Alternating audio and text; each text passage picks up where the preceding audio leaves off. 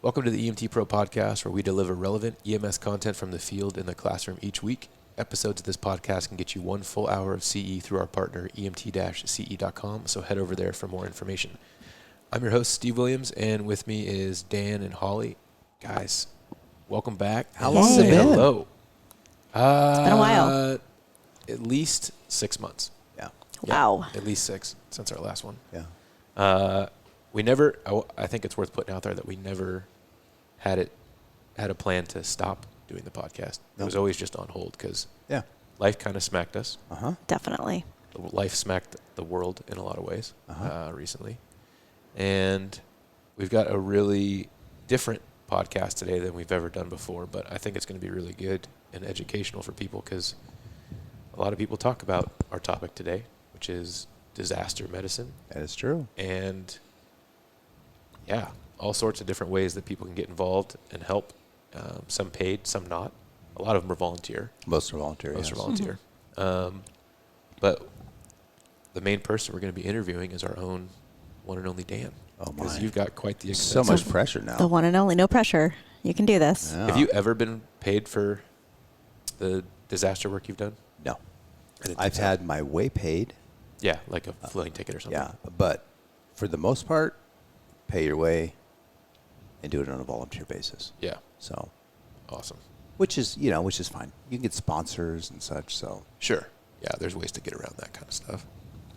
Cool. So before we dig into it, I think we need to discuss just real quick the ridiculously sporadic schedule that we have and how it's hard to make life work with the three of us on a consistent basis. yes. But we do still have plans to, throughout the year, make more episodes. Yes. Absolutely. And it's just going to be, we're not going to be that regularly scheduled Tuesday, afternoon, the new one comes out kind of No. thing. With our lives, that's impossible. Truly impossible. I think with most of our listeners, they're like, yeah. Yeah. Is it Tuesday? What day is it? Yeah. What time is it? They can relate. I know it's A shift today, but yeah. Yes. Mm-hmm. Well, cool. So Dan, let's just start off like defining what quote unquote disaster medicine is and how you originally got involved with it and what, your background with it's look like. So disaster medicine is when you take your skills abroad or domestically during a time of natural disaster, or in this case, the Ukraine, which is not a natural disaster, which is a man-made disaster, and you utilize your skills in whatever's needed. So I think my first one was back in 2001. I went to El Salvador after the earthquake. And of course, at that time you have these high expectations, and that's the thing that really takes a lot of people away from disaster medicine, because you figure, okay, I'm a paramedic, I'm going to go over there and I'm going to do this, this, and this, and you go over there and you don't do any of those things. You do something totally different.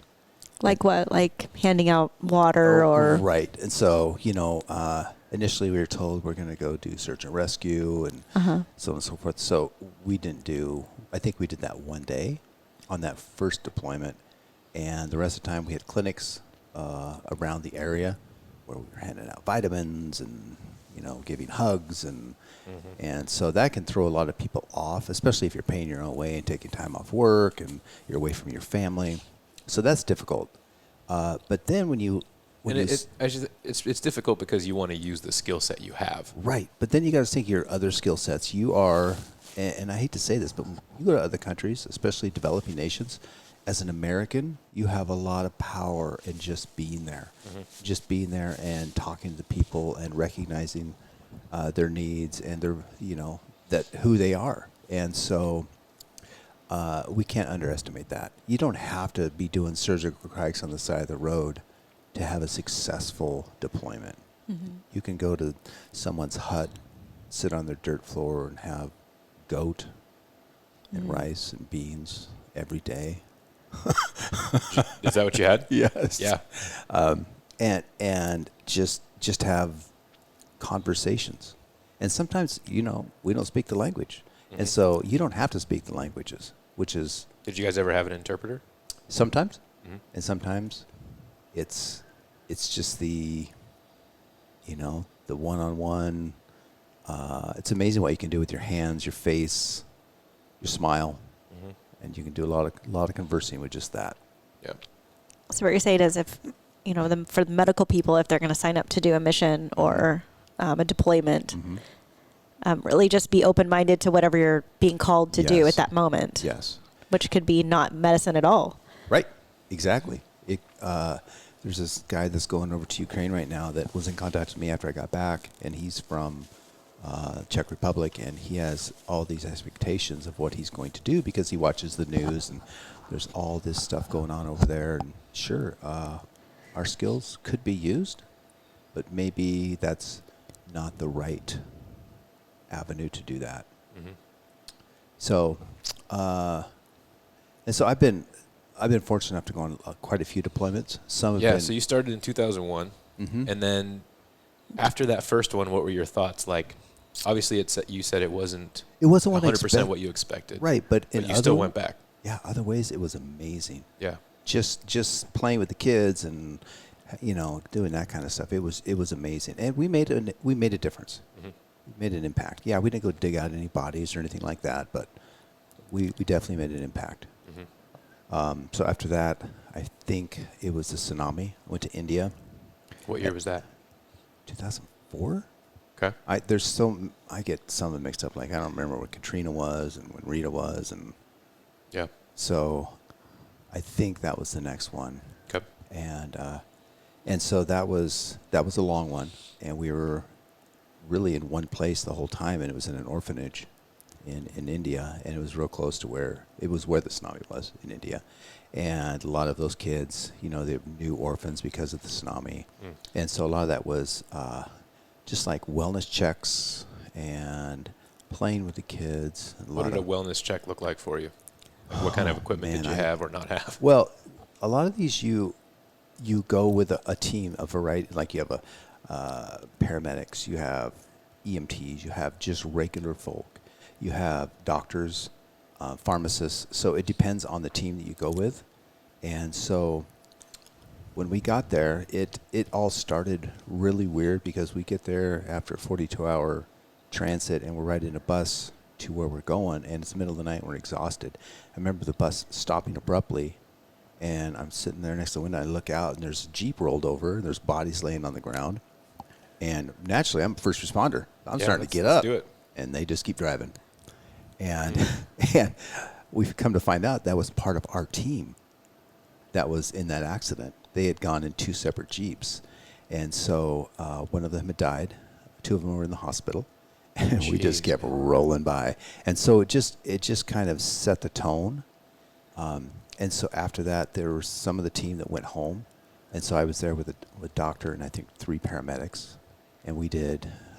What was the reasoning for just keeping going? Because safety. Safety, Yeah. gotcha. There's a lot of these where, I'll get to Haiti later, but when you find something like that, it's not like here where you stop. In some of these developing nations, that may be a trap. So it's just all safety. Just keep cruising. Gotcha. And so so we get to the orphanage, and we spend 3 weeks doing clinics there, and then going out to smaller villages and doing clinics. And wellness is like we were diagnosing ear infections, and you're doing stuff that we haven't been trained on, but the doctor was there, and so it was really good for us because you're doing something that's cool. Yeah, something a little bit different. And then you're prescribing antibiotics or whatever medication, because we have the pharmacy that we use that we brought with us. And so that really helped me develop as a clinician, is to go on that side of healthcare. But once again, we weren't looking for bodies or any acute injuries or anything like that. And I came back just looking at my kids like, man, you guys really need to appreciate what you have, because I've been playing kickball with kids with a deflated soccer ball, and they're as happy as can be. Yeah. And if my kids don't have the best and so on and so forth, then it's not good enough. So it's hard to draw the line between that, because my kids don't know the other side. Right. So. And it's hard to give them that lesson. I mean, it is. They have to go learn it themselves someday. Right. Exactly. That's tough. It is. It's real tough. But that was just a super good trip for my own my own inner self. Then we went, and that was nothing like I thought it was going to be. You know, we were told it was going to be, once again, search and rescue and acute injuries. I have a question for you. Yeah. When you go with one of these volunteer programs, I'm sure there's always like different echelons of command. Yeah. So when you guys arrive, you don't always get to choose what you do, correct? Like you're directed to whatever the need is at the moment by Correct. someone else. Correct. And sometimes you luck out that way where, okay, since you guys are paramedics, we're going to send you like they did in Haiti, where they sent us separately from where they were. Mm-hmm. And it was an amazing trip. Where the guys who went with the doctors and such, horrible trip. Yeah. So they're either really, really good trips. What agencies are you going with? So I went with one called Project Compassion. They're based out of San Diego. Medical Teams International, when they were doing volunteers. That's based here out of Oregon. And that was the organization where you met Debbie from Yes. one of our previous episodes. Mm-hmm. Correct. Yeah. Team Rubicon. It's another good one. There are so many organizations out there and we'll get into that later, is how to find those organizations. Yeah. And so after India, then we had a domestic one, and that was Katrina. And it was through MTI, but it was kind of contracted through another agency down in the south, which ended up being kind of a crooked agency. They were just getting ambulances to get money from FEMA. Oh. And so we went down there, and we had ambulances that we got in Baton Rouge, and we went down to New Orleans, and we were, doing 911 stuff in New Orleans. And then we started, it was how do I put this?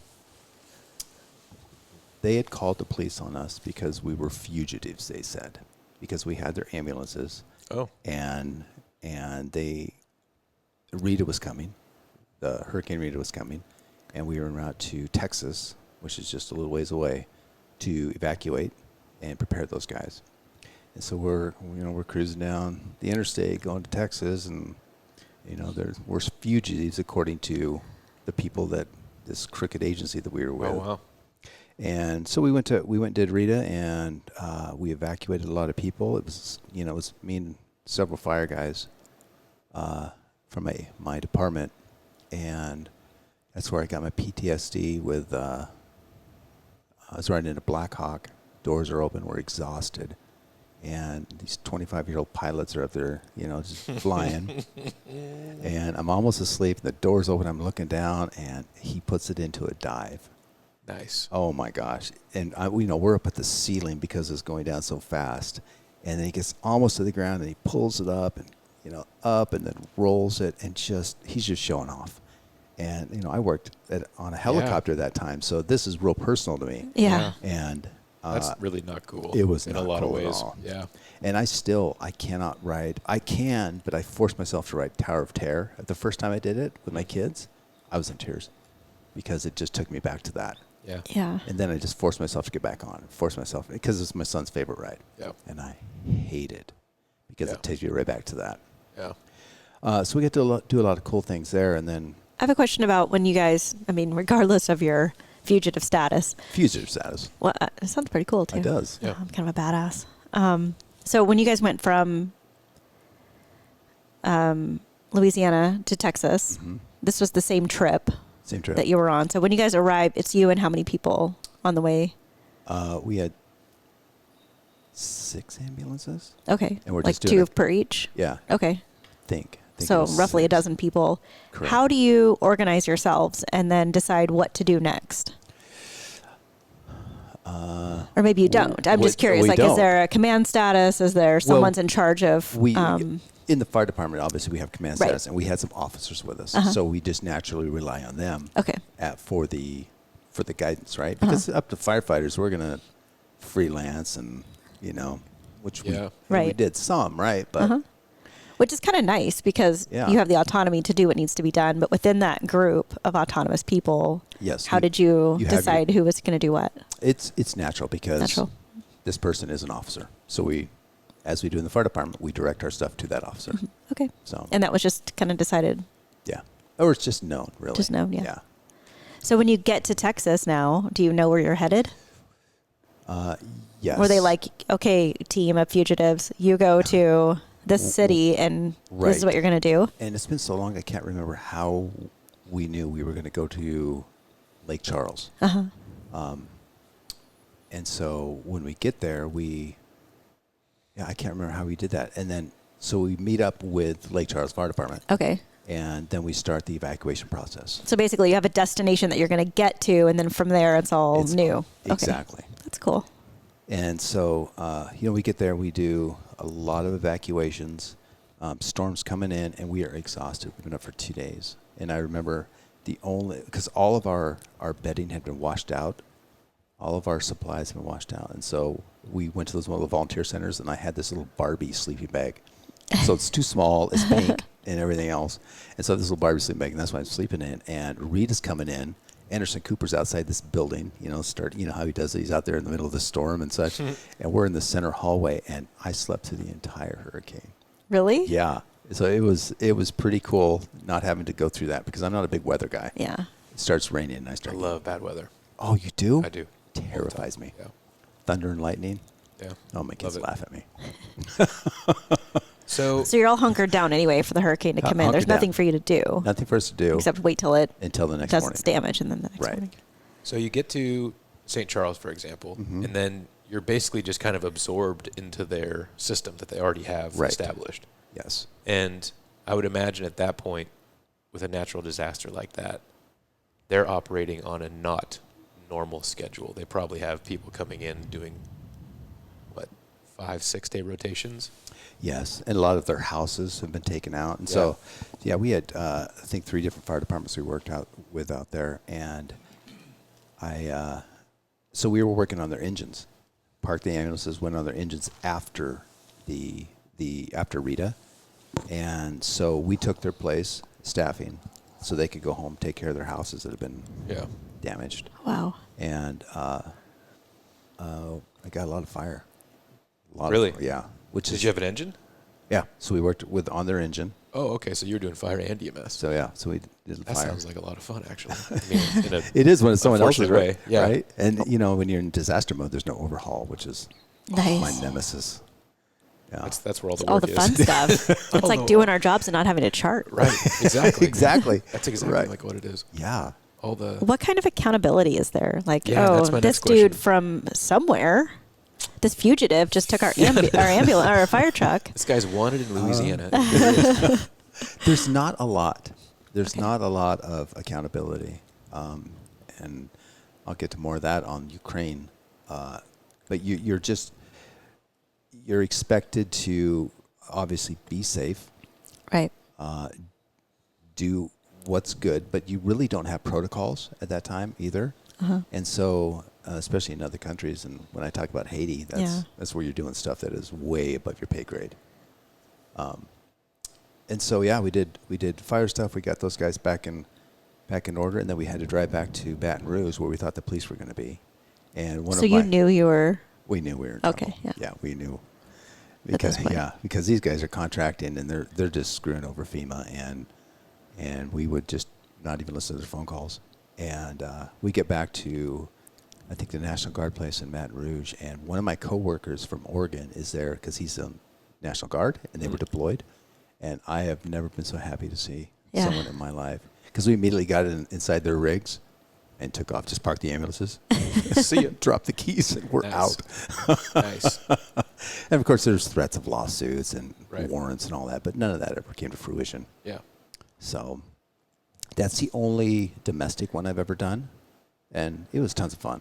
It was a lot of fun. So how did you get involved in that with a group of people you work with? Because I think that's pretty unique to go down with. Yes. 5 or 6 people that you know from work. Because medical teams isn't Oregon-based. I mean, it's in our first due. Okay. And so we had done some teaching with them. Like, I'd been to Vietnam and such, and to do some teaching for them. And so we kind of had a little bit of a partnership, you might call it. And so we'd be the first people they'd call. Gotcha. And so this wasn't this is, hey, there's a need down here. We were contacted. Are you guys interested? And so we set up a team from our fire department, went down. Nice. Yeah. That's awesome. Yeah, it was cool. That is to be able to know who you're with, and you can work really efficiently. You don't have to get to know each other. Right. And that's great. Yeah. Have you been on other deployments like that where you've been with people you know besides Ukraine? So, yeah, the first two, there was like 2 or 3 guys that I went with from our department. Then we went to Haiti, and there was quite a few guys from our department. So we went 2 different times. We went after the earthquake, and there were quite a few guys from our department that went over a period of time. And so I went pretty close to when it happened, and so my buddy and I were deployed to this outskirt hospital out of Port-au-Prince, and it's just this little hospital where a bunch of the injured had been taken, but there weren't really many doctors. And so at night we were the highest level of care, and which was cool but not cool, Yeah. It's a lot of responsibility. It's a lot of responsibility. And I remember one night there's this knock on the door. It was raining outside. There's a knock on this door, and there's all these. We developed relationships in this hospital that I will never forget their faces. The amputees and all these kids that had been hurt. And so a lot of our stuff during the day was just playing with them, and just these ladies, we had helped chop off their legs, or their arms, and now they are deformed. And in different cultures, that puts you on a different, you're in a different caste system, basically. And so just giving the attention to these people, like, you know what, you're still beautiful to me. And we're just, there's a lot of pain involved when you get an amputation. So we are just doing massages and rubbing oils on them, and just making them feel like they're not freaks of nature with their missing appendage. Yeah. And so I remember one night, knock on the door. It's raining out, and this lady comes in, and she says, and I don't speak their language, but she's getting ready to have a baby. Oh. And the Haitian nurses are very gruff, and there's no doctor, and we take her to this little room. There's needles all over the ground. It's not a clean place. Yep. And there's one little light bulb hanging down, and put this lady on this bed, and open up her legs. This baby's coming out, and the Haitian nurses are whipping her with a stick, this little lashing thing, because she's in labor and she's yelling, right? And they're lashing her, and I'm down there and I'm trying to stop them, but then I see this baby keeps coming out, and so this baby pops out like a mortar, and I'm kind of woo. And it's blue as can be, and we have no BVMs, we have no laryngoscopes, there's nothing that we can do. So lucky, just little airway maneuvers, baby starts pinking up, but now mom is bleeding because she's ripped all the way through. And so now we're taking her to the OR, me and my buddy, who's another paramedic. I'm doing a conference call with, hey, how do we suture this thing up, because I don't want to mess it up.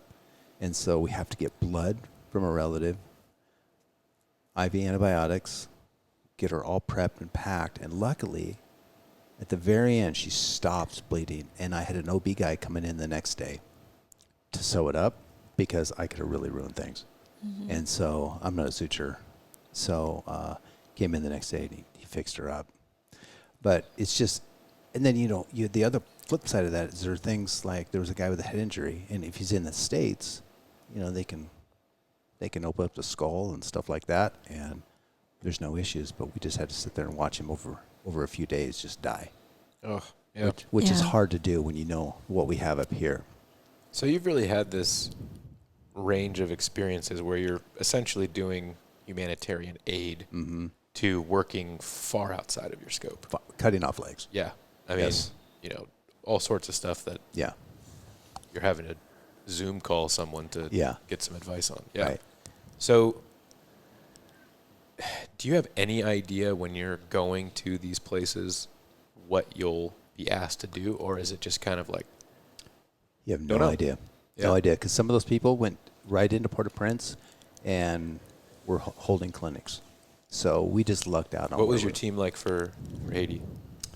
It was pretty large, but dispersed. So they didn't keep you guys together. Right. So I had one dude I was with for 3 weeks, one of my coworkers, and then we would have doctors and nurses come in throughout that time, and they would stay for a week and then they'd go. And we were there for 3 weeks. Yeah. So, and at the very end, we had 2 young girls that, they had external fixators in. We were trying to save their legs, and we were finally able to locate Children's Hospital in San Antonio that would take them. And my buddy and I got on a plane with these 2 girls, paid a little bit of money to every place we stopped to pass through, and flew them to San Antonio, and they're living large now. That's awesome. Yeah, I know. That is awesome. Success story. Do you guys still communicate with them at all? Yeah. That's rad. Yeah, it's real cool. And are they still living back where you found them in Haiti? San Antonio. Oh, really? Yeah. Wow. Mom came up. Good for them. Yeah. So it was very cool.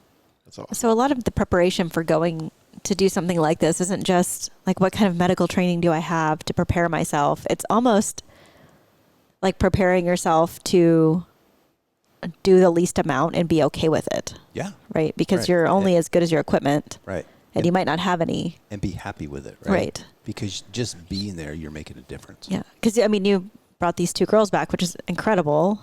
You But changed 2 out of the a trajectory million. of their life. Yeah. Right. Yeah. Because they would have lost their legs. Right. Yeah. So yeah, it's all in your mindset, and that's it either makes it for these deployments or not. And then when you go there, you try to think, what else could we do? Could we send another team to do this? Yeah. And that's what we did in the Philippines after Yolanda. We went over, once again, did a whole bunch of clinical stuff, but realized there's a need for teaching the fire department and up to the EMT basic level. So we did that. We set up 3 different week-long teams to go down there, and we certified them all in EMT basic. CSIM, we realized there's a huge need for that, so we were able to set teams up for that to come down. And so that one deployment... CISM is Critical Incident Stress Management. Yes. Yeah. So if that one deployment brought up 4 more deployments. Huh. So, and then took it, so the next hurricane they had on that same island, they were able to manage it without us. Because we went over. That's the goal, right? Right. Yeah. We went over to assess, Debbie and I did, to assess that, and no, we're good. Same amount of damage that Yolanda had, but they were able to manage it because they had the training. Yeah. So. That's a pretty cool thing you got to do with Debbie. Yeah, it was. That's really cool. Yeah. And for those of you who remember that episode, Debbie passed away very peacefully. Mm-hmm. I talked to her one day. She was great. Next day, I got a call from her niece. Yeah. And so, we did a very short, 2-minute update episode. Oh, okay. That kind of let everybody know we were going to take a break, and that she had passed. Yeah. But she passed the way she wanted to. So she did. All good and good to go. Yeah. Yeah.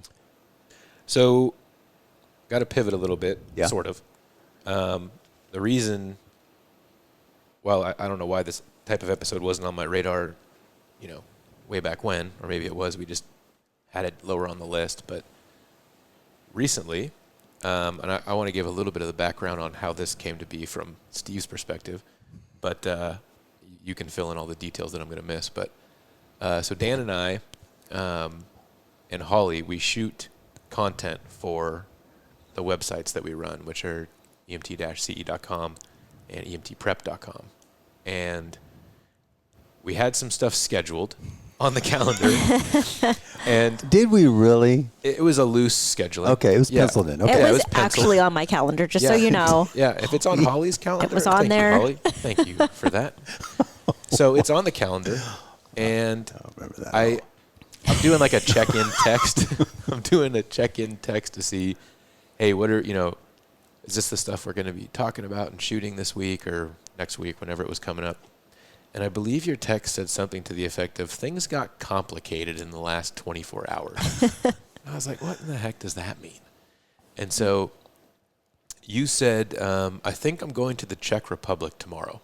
And this was, to give some background, this was a few days after Russia had started the invasion of Ukraine. Yes. And so my, like, I don't know what you want to call it, but my, like, anxiety went through the freaking roof. You were a little pissed. I was angry and I was scared for you in, like, this combo. Mm-hmm. And I was like, gosh darn it, this guy is so impulsive sometimes. I worry about, like, is he considering X, Y, and Z? Is he going to be safe? No. You know, and he's no, not. he's not. And he's not, because he's not thinking about himself. He's thinking about others. And that's one of your best traits, and also one of your scariest traits as someone who knows you and cares about you, Daniel. But so lo and behold, Dan, you set up, and I'll let you talk about it, but you set up a trip over there with some people you met.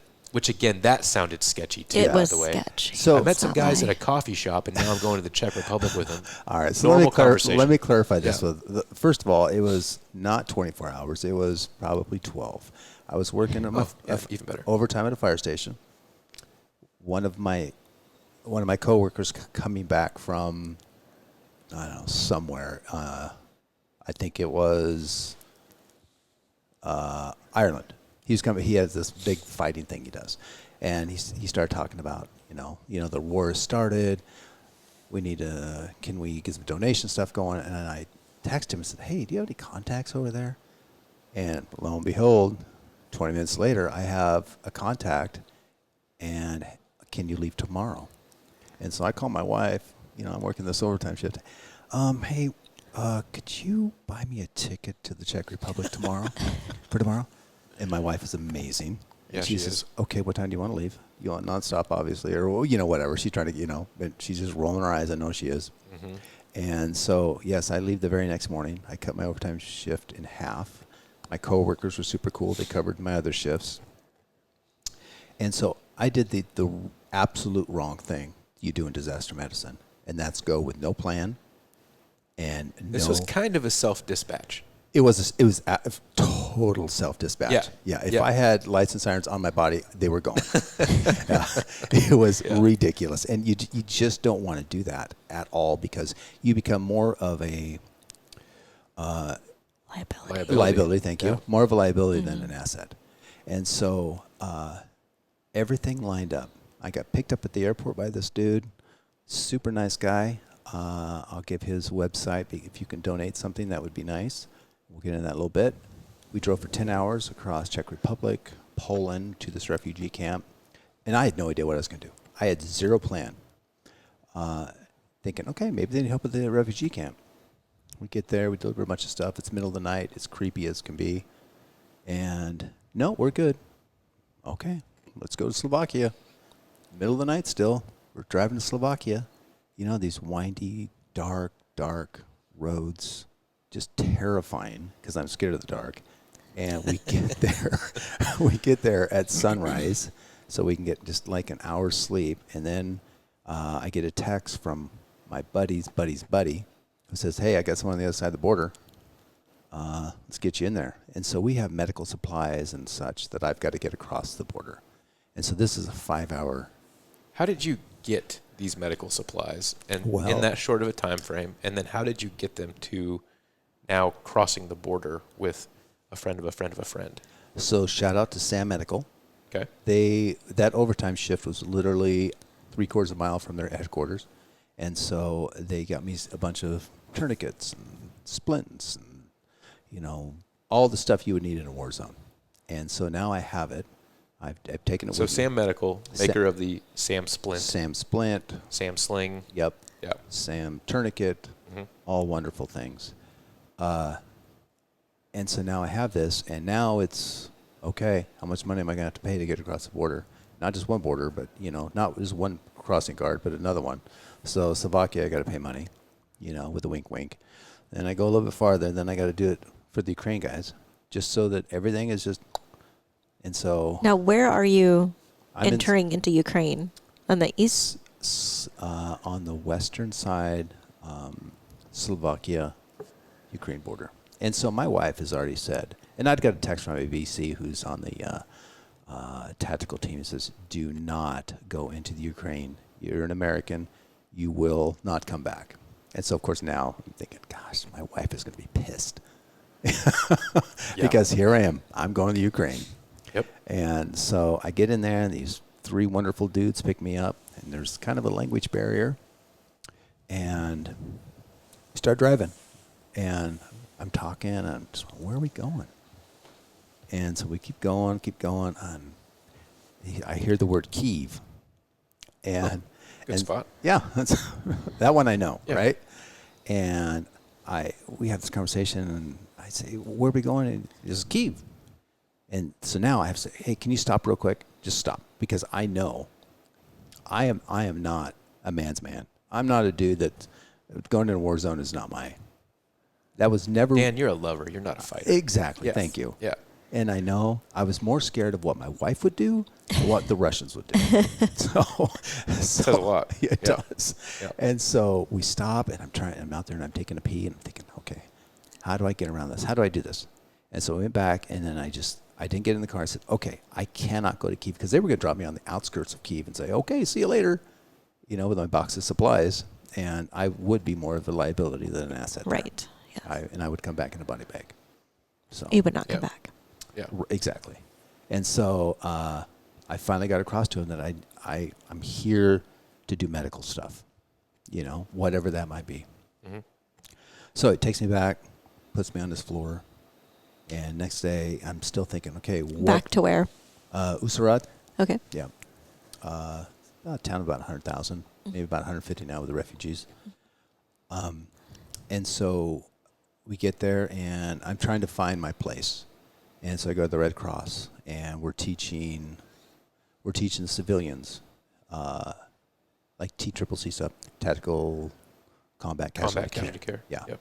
And abbreviated version. And so that was cool. And I thought, well, I could do this for a while. Mm-hmm.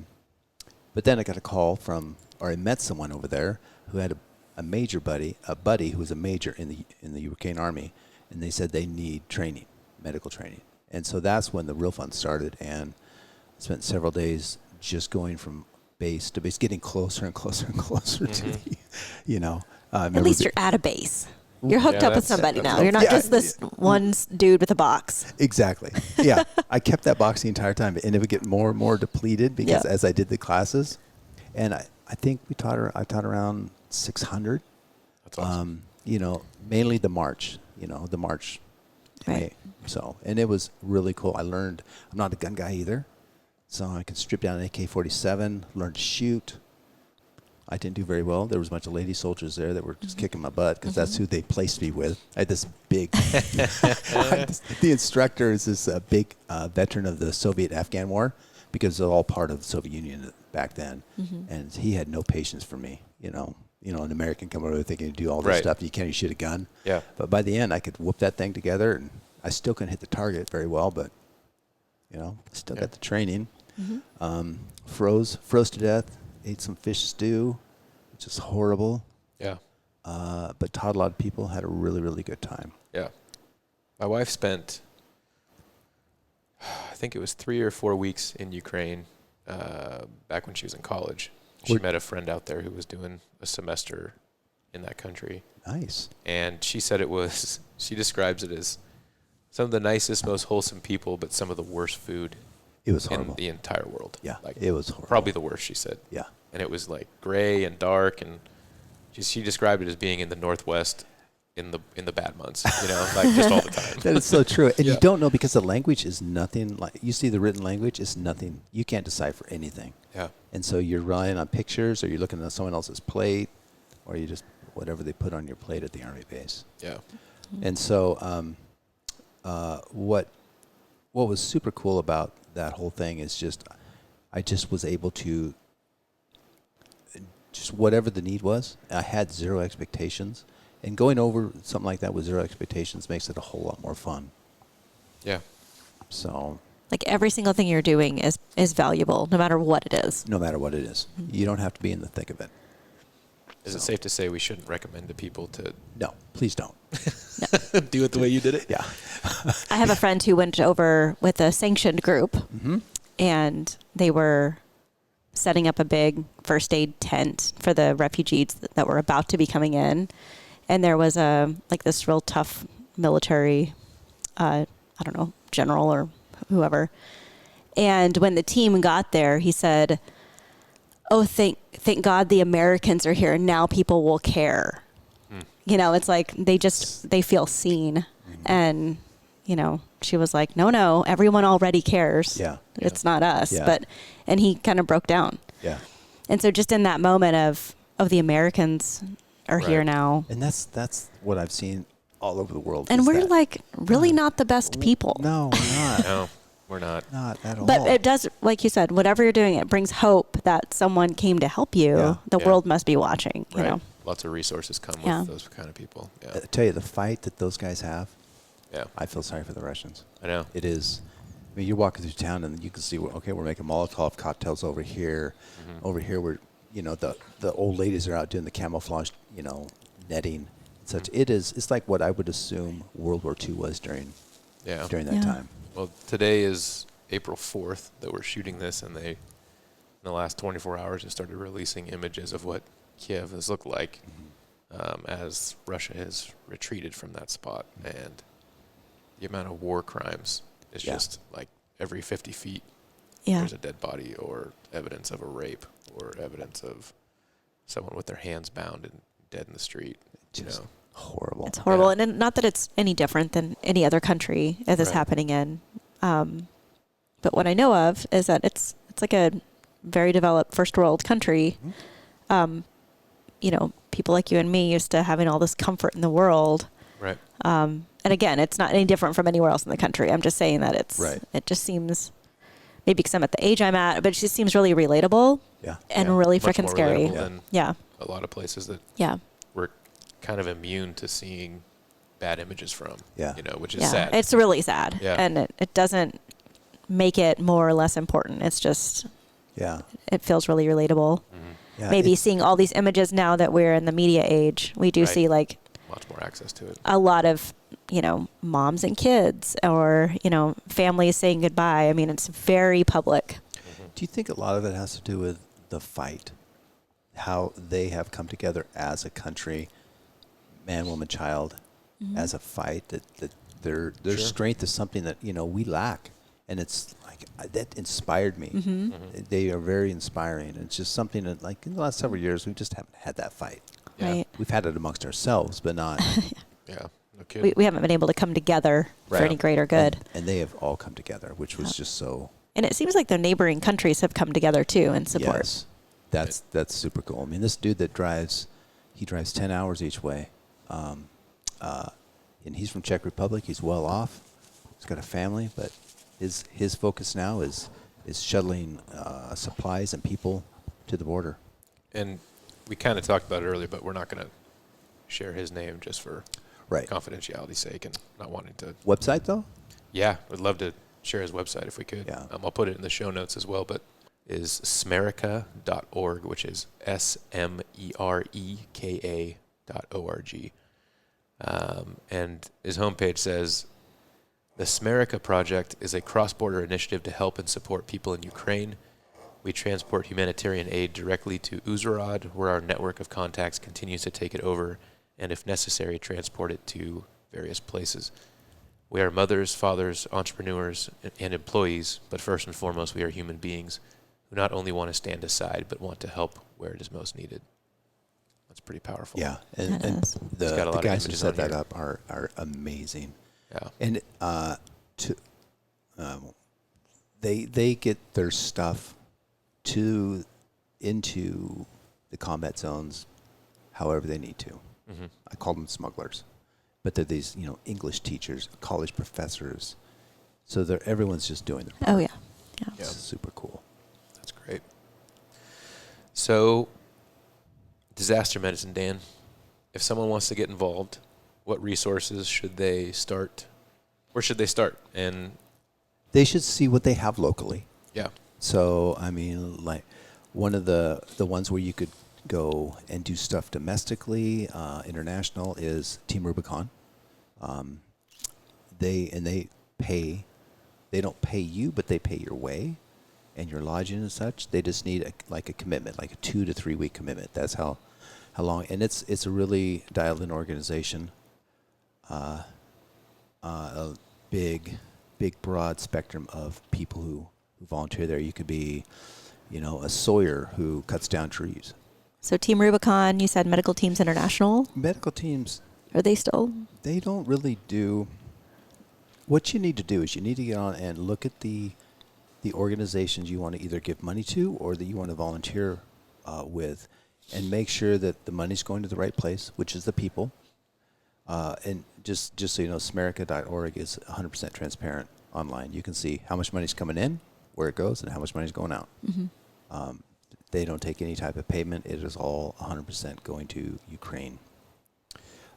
So see who's legit, where the money's going. I mean, if their CEO is getting paid $10 million a year, probably not the place you want to give your money, right? But there are smaller organizations, and don't just go for the disaster. Think of education. Like the success we had in the Philippines. Let's teach them before it happens, and that really, really helps. So think of what you have locally. It's a lot easier, and then just get on the team. And there'll be times when something will happen, you won't be able to go, but that's okay, because you can still stay on the team and still go to, like, I'm with Team Rubicon, but I haven't gone with them yet. Mm-hmm. Maybe after I retire. Yeah. Yes. So another organization that is specific to Ukraine, I have a college friend, actually I'm not a college friend, elementary school friend who went through middle school and high school with in Chicago. And she and I have just stayed in contact over the years on Facebook and stuff. And she married a gentleman who's Ukrainian. And a few years ago, they said, we want to do something to help her husband Daniel's home country. And so they started this just simple, 501c3 so just kept in contact with her over, Facebook over the years. And, one of the things that she and her husband did was they started this organization that just provides aid in the form of food, beds at a shelter, that kind of thing. And so it's a really good organization if you guys are looking for a way to donate. It's ignisinvictus.org, and that's spelled IGNISINVICTUS.org. And again, you talk about transparency. They have an impact report where they tell you where their money's going, how it's impacted for the good. And you can buy a food box for $40 or a supply fund kit for $25. And again, it's just providing basic needs. That's awesome. Kind of stuff. So It's awesome that was already set up beforehand too. So it's probably they already had all the inroads because he has family there, and so their ability to, use their connections there was huge. So. That's great. On a personal note, have they reported back anything? Like, how's their family doing? Yeah. So far, so good. Sounds like, from what I understand, the people they know over there were able to evacuate, but I don't know a whole lot of details about what life for them has been like specifically. They're in the States, but I don't know what life for his family's been like. Or I couldn't imagine. It's just kind of terrifying to think about, like, you aren't just, if you're a parent, right, you're responsible for yourself, of course, but also your kids. And so now you've got these whole other lives you have to manage while in a situation where you have no control, and like getting things like my daughter's diabetic, like that is terrifying to me. How would I get her insulin? Yep. Where would I go? How long? Right. No electricity, so it's not refrigerated. Right. And, or just even where would I obtain it? And that there's so many things that I'm just so grateful for, but I mean, it's just really terrifying for these people. And then of course the lasting effects of the trauma and like, all of that. Just watching them at the border, the tears and some having to leave their dogs and their cats. It's just horrible. Yeah. So, other than looking locally, do some research. Don't ever do what I did if something comes up. Just get yourself involved now with an organization, and probably ask around, right? Yeah, ask around. Check with the people you work with. Right. someone has to have Yeah. some sort of experience, Right. or And at least a recommendation where to start. look at the small organizations who truly do need the help. Mm-hmm. Yeah. That's where you'll be most impactful. That's awesome. Well, we're at the end of our episode. Is there anything Already? else we want to share? I know. Is there anything else we want to share with the group before we sign off? I'm just glad to be back. Back in the Feels saddle. good. Yep. Yeah. It is. Absolutely. It's good. Our next episode, we've already gotten the queue, and I haven't really shared this with you guys yet, but I have a really exciting person to bring on to talk about EMS education.